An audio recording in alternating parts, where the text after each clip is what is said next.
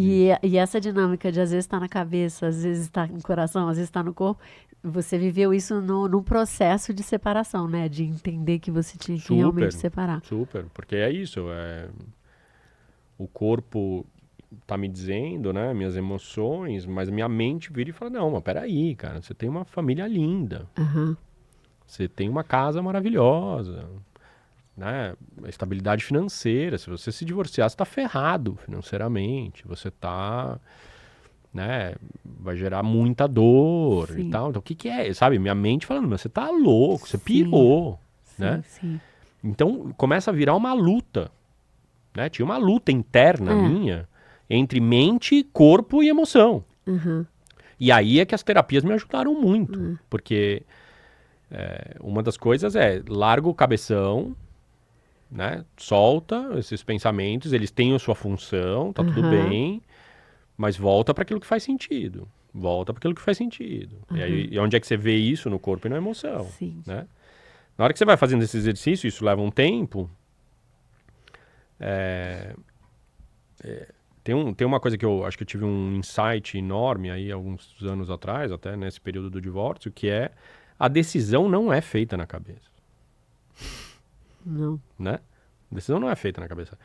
Se você olhar os chakras, né, quem acredita nisso, nos centros energéticos que a gente tem no corpo, né, o primeiro chakra é o chakra físico, básico, que está aqui embaixo. Da sobrevivência, né? Isso. Aí depois tem os chakras emocionais, que estão mais nessa região. Aí depois vem os chakras mentais. Então, é nessa ordem. É o primeiro para o sétimo. Nessa ordem aqui, na nossa busca espiritual, né? Que é... Muitos de nós que acreditamos nisso, a gente está nessa dimensão aqui na busca do espiritual. Então, é nessa direção. Então, portanto, teu corpo sabe, tuas emoções e depois a mente. Então, a decisão é feita por aqui. Né? Por exemplo, tem uma expressão em inglês, feel it in your guts, né? Que é, você sente nas entranhas, você sente, sabe? É isso. Então, a decisão tá feita aqui. Aí a cabeça vem, então é pra lá que nós vamos? Então vamos lá, vamos planejar, vamos estruturar. Então a mente tem uma função super importante aqui. Não tô dizendo que mente não vale pra nada, não. Ela é super importante. Mas ela tem o lugar dela. E o meu sistema educacional, na minha vida inteira, eu aprendi que a mente era a coisa mais importante do mundo. Você e a torcida do Flamengo. Exato. Então, nossa, eu estudei num colégio alemão, fiz administração de empresas, trabalhei em multinacionais. Então, não tem o que você sente. Me prova os números, me dá as análises, me diz não sei o quê, entendeu? Só que aí você vai, à medida que você vai caminhando, e eu fui caminhando, eu fui percebendo que isso aí não fica em pé, essa história.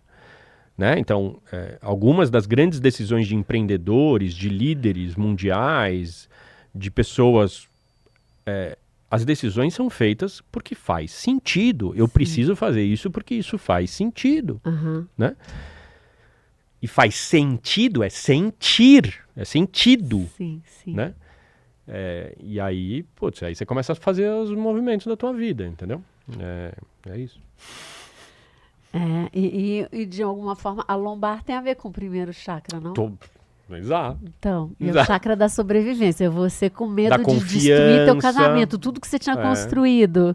Tem uma polaridade ali no chakra básico que é confiança e medo, né? Sim. Entendeu? E é impressionante o quanto o trabalho que eu fiz desbloqueou. Entendeu? Tava bloqueado. Sim. Então, a minha dor na coluna era bloqueio nesse chakra. Não fluía, né? Não fluía, não estava fluindo. Isso mexeu, esse processo mexeu em coisas, por exemplo,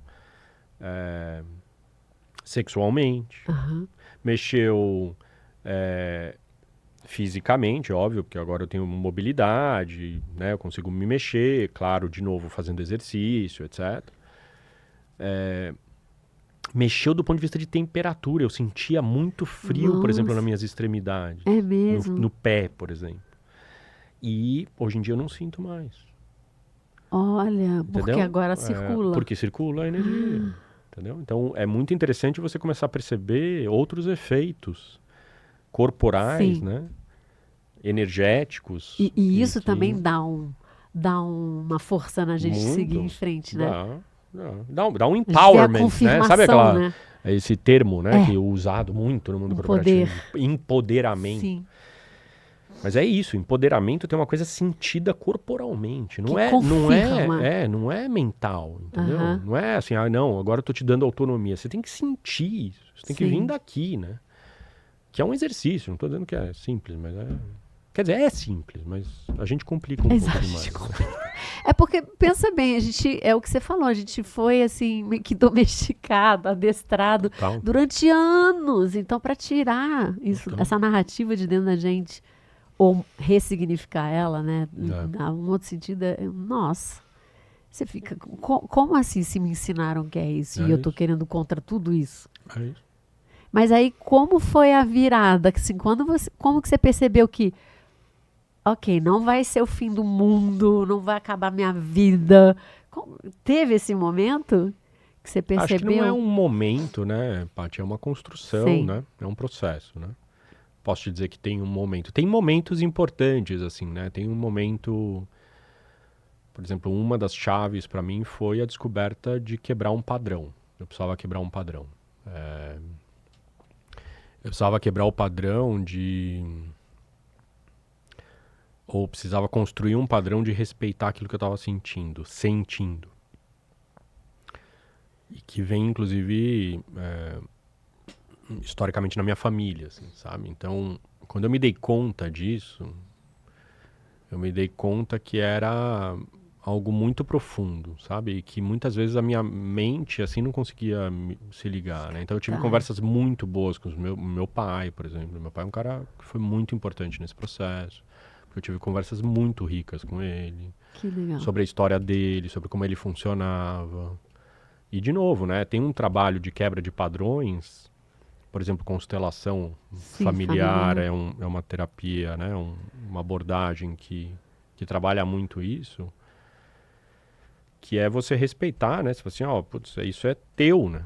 Sim. Esse é teu padrão e eu respeito, e esse foi o jeito que você funcionar, e te agradeço, porque inclusive eu vivo e nasci graças a você. Agora, e também eu deixo isso para você, porque eu agora decido funcionar de um jeito diferente. Né? Então, isso foi chave no processo. Na hora que eu me liguei disso, tomei consciência, isso me ajudou, sabe? Agora, é um processo, né? Sim. Então, e aí a terapia vai ajudando, porque nessas horas, assim, a mente vem e fala, não, mas peraí. É bem aquele grilo falando, exato. Né? Não, mas peraí, você tá louco. Não, você não pensou nisso. Até que uma hora, fisicamente, até eu levantei, assim, fiz, puta, chega. E foi aí onde eu declarei meu divórcio. Basta que você sentiu, né? E o medo que você tinha de, por exemplo... do patrimônio, do que vocês tinham construído, de faltar dinheiro, de não faltar? Muito. O meu custo estava altíssimo. Ainda eu procurei no meu divórcio fazer uma transição, né? Porque eu e a minha ex-esposa tínhamos um acordo de que ela ia... prestar mais atenção nos filhos, etc. Ela continuou a carreira dela, né? Quer dizer, ela foi fazendo a transição da carreira dela. Mas isso tinha impactado, claro, né? A profissão dela, etc. Então eu procurei fazer financeiramente, inclusive, uma transição importante do ponto de vista de ir, ao longo dos anos, diminuindo, né? Equilibrando as despesas, né? Então eu tinha muito medo, né? Eu tinha muito medo de faltar dinheiro, etc. Mas isso é a coragem, assim. Cara, não seguiu de sabe, não forma... dá, meu. Não dá pra, sabe? Assim, tem uma coisa que não dá pra escolher o caminho pelo medo. Não. Sabe? Não dá. Você tem sempre a escolha. Vou pelo amor ou vou pelo medo. Você tem sempre essa escolha. Sim. E aí, cara, se você vai escolher pelo medo, não vai por aí. Vai pelo amor. E foi isso que eu fiz. E é isso que eu tenho procurado fazer. Né? Dessa vez, por exemplo, eu estou tomando uma decisão também nesse sentido. Estou exatamente nesse momento. E esse é um ensinamento que eu tenho. E que, aliás, eu assisti um vídeo do Jim Carrey. Ele fala do período de depressão dele, da arte na vida dele. Tem um discurso lá de uma universidade que ele participou lá de uma graduação, sabe? E ele fala exatamente sobre essa história do medo e da dor, do amor. E ele fala exatamente isso. Procura, vai pelo amor, não vai pelo medo. Então, assim, só para ficar mais claro, dá um exemplo assim do que é olhar uma mesma situação pelo medo e outra e o olhar pelo amor. Bom, por exemplo, na história do divórcio, o medo me dizia, fica onde você tá, fica quieto e vai passar.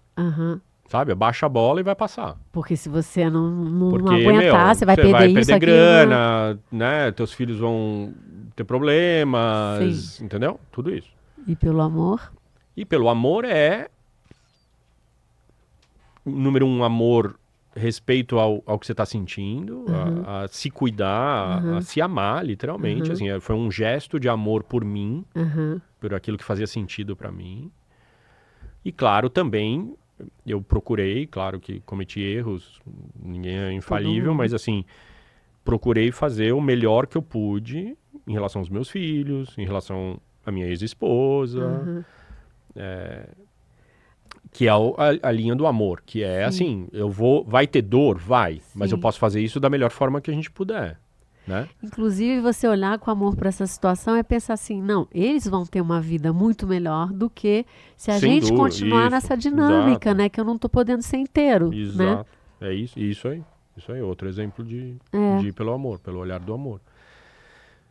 Mesma coisa, por exemplo, no mundo, quando eu estava no mundo como executivo e é isso, né? Eu era Marketing Director of a Multinational Brands, né? E aí, assim, medo me dizia, fica onde você tá, meu. Você vai perder teu bônus. Como é que você vai pagar o plano de saúde?